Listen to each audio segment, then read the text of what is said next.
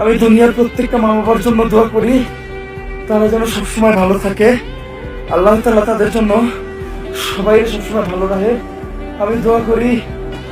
এখন তোমরা এটা জানো যে ওমর ভাই নেপালের পাহাড়ের উপর গিয়ে কান্না করছে এবং আমাদের ওমর ভাই লাইফে অনেক প্রবলেম ফেস করছে পার্সোনালি বলতে গেলে, বাট দিন শেষে প্রবলেমগুলো একান্তই তার এন্ড এগুলো ওমর ভাইয়েরই হ্যান্ডেল করতে হবে। সো এগুলো মেনে নিতে হবে, তাছাড়া কিছু করার নেই। তুমি কি করবা বলো? ইমোশনালি তো বসে থাকলে হবে না, বলতে পারো এটা one kind of new journey. তো গাইস, কাহিনীটা শুরু হয়েছে কিভাবে আমি তোমাদেরকে বলি। মাঝখানে অনেকগুলো কন্ট্রোভার্সি হয়েছিল ওমর আর কাপল ব্লগারদের নিয়ে এবং বিভিন্ন কন্টেন্ট ক্রিয়েটরদের নিয়ে। বলতে পারো কাপল ব্লগারদের সাথে অনেক বড়সড় একটা কন্ট্রোভার্সি। জানোই তো সেই কন্ট্রোভার্সিতে ওমর ভাই কাপল ব্লগারদের নিয়ে একটা রোস্ট ভিডিও বানিয়েছিল। সেই রোস্ট ভিডিওতে যতগুলো মানুষ ভালোবাসা দিয়েছে কিছুদিন আগে, মানে এটা কোনো দিক দিয়ে মানা যায় না যে আমি এত পরিমাণ ভালোবাসা কোথা থেকে পাইলাম। মানে ওমর ভাইয়ের ভিডিওতে তোমরা এত পরিমাণ ভালোবাসা দিয়েছো, এটা বলার বাইরে। এখন ওমর ভাই জানে কেন অডিয়েন্স এরকম ভালোবাসা দিয়েছে। তো যাই হোক, ওমর ভাই টিকটক আইডিতে এত পরিমাণ যে ভালোবাসা দিছে, আর এরকম ভালোবাসা শুধু টিকটকে না, ইউটিউব, ফেসবুক, ইনস্টাগ্রাম থেকে শুরু করে সকল জায়গায় অনেক পরিমাণ ভালোবাসা দিয়েছে ওমর ভাইকে। আর টিকটকে একটু অতিরিক্ত ভালোবাসা দিয়ে ফেলছে, যার কারণে ওমর ভাই টিকটক আইডিটা প্রাইভেট করতে বাধ্য হয়েছে। মানে তার ওল্ড ভিডিওস গুলোতে এত পরিমাণ ফেক ভিউ পড়ছে, যার কারণে ভিডিওগুলো প্রাইভেট করতে বাধ্য হয়েছে। তার সেই ভিডিওটা প্রাইভেট করছে ঠিক আছে, তারপরেও তার অনেকগুলো ভিডিওতে ফেক ভিউ পড়ছিল, যেটা কোনোভাবেই মানা যায় না। তারপরে ওমর ভাই রাগের মাথায় তার আইডিটাই প্রাইভেট করে দেয়। এইটা দেখতে হলে তোমরা তার টিকটক আইডিতে গেলে বুঝতে পারবে। মানে ওমর ভাই ওই জায়গায় কি করবে, কিছু কওয়ার নাই, কিছু বলার নাই। অডিয়েন্স অথবা হেটার্স নিজে থেকে এই সকল কাজ কাম করছে। এখন ওমর ভাই টিকটক আইডি যদি টিকটক থেকে ডিলিট করে দেয়, ওমর ভাইয়ের যদি খারাপও লাগে আর কেউ যদি খুশিও হয়, তাতে ওমর ভাইয়ের কোনো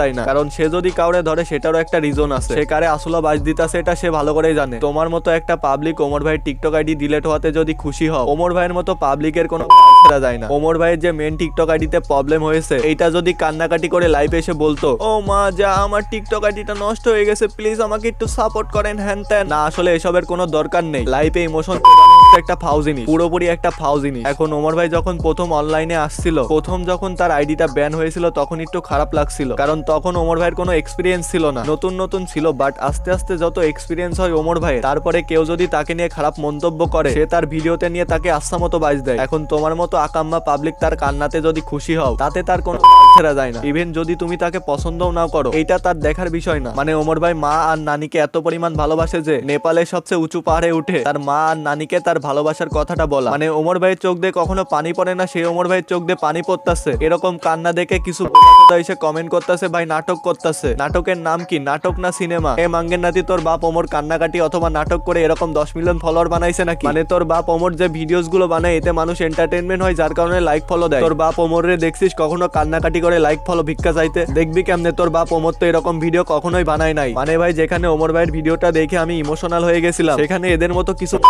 এসে কমেন্ট করে নাটক করতেছে। বলিস কি? আমার জিত কতটা খারাপ হয়তো আপনারা জানেন না। আমি যে বাংলাদেশ থেকে একটা কথা বলার জন্য নেপাল আসছি, ঠিক আছে? শুধুমাত্র একটা কথা বলার জন্য নেপাল চলে আসছি। একটা কথা শুধুমাত্র আমি আমার আম্মুরে বলবো, নেপালের এবিসি বেস ক্যাম্পের উপরে দাঁড়ায়, এটার জন্য নেপাল আসছি। আর আলহামদুলিল্লাহ আমি সফল বলার জন্য আমি এই জায়গায় আসছি। ওটা বলি, I love you, Amma!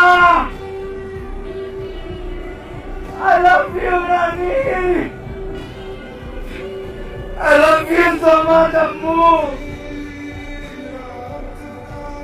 I love you so much!